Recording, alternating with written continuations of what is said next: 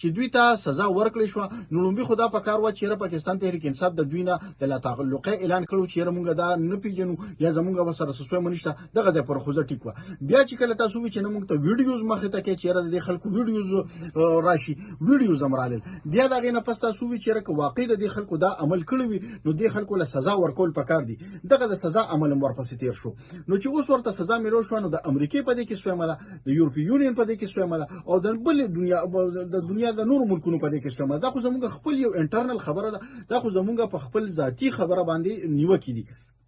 اوس که پاکستان تحریک انصاف را پسې وغوي چې موږ د دې ټرایل خلاف په موږ اپیل جمع کوو، نو بیا خو هغوی دا خبره مني چې او دا کوم شرپسند چې دي نو دا زموږ کسان دي. بلکې د عمران خان صاحب خورای چې پکې دي نو خو بالکل ښکاره جاره خبره ده. خو صرف دا خبره ده چې ستاسو هغه لومبنۍ کمې خبرې وي او اوس دا کمې خبرې، نو د دې خبرو دا تضاد چې دی نو دا تضاد به خلک په څه باندې ختمي او دا تضاد به په څه باندې لر کېږي. دغه یو خبره ده. د دغې حوالې سره مې وکړه چې یاره کومو کسانو ته نن دغه میلو شوي دي، سزاګانې میلو شوي دي، او په هغې کې 15 کسان مخکې وو او اوس 15 کسان چې دي هغوی ته هم سزاګانې میلو شوي دي. دا یو ډېر مهم خبر و، په دې باندې مې خبرې اترې کولې. ګران اردوونکو، الف خان شیرپو چې دی نو هغه مونږ جاین کړو په پروګرام کې. الف خان پروګرام کې تر مننه خالد منصور او ټول اردوونکو کتونکو ته سلامونه. سم مصروفیاتو په وجه باندې خرج تاسو وی خپل پروګرام هم ډېر زبردست جاري ساتلو او څو پورې تاسو کوم خبر وکړه چې 15 کسو ته سزاګانې ورکول.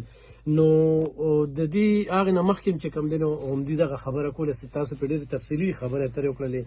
او خالد منصور زما چې کوم سوال دی، په دې ملک کې به هر سړی راپاسي د خپلو مفاداتو دپاره، د خپلې کرسۍ دپاره، د خپل سوچ دپاره، د خپلې مرتبه دپاره، چې لکه ډېر سیاسي خلک موږ وګورو دوی چې په ځان باندې انویسټمنټ کوي چې زما دا نوم چې کوم دی نو دا روک نشي، او زه یم او زه په دې ستورو باندې سربالا یم. نو د هغې دپاره به چې کوم دی نو دوی داسې قسمه واقعیت کوي. نو خو چېرې دې خلکو ته دا سزاګانې نه میلاویږي نو په دې ملک کې هسې هم د آیین پامالي کېږي، آیین ته هغه شان توجه نه ورکړل کېږي چې کوم زورور دی نو د هغه سرکار دی، هغه د هغه کیسونه چې کوم دی نو هغه مخ په وړاندې روان وي او بس بری کېږي او روزي.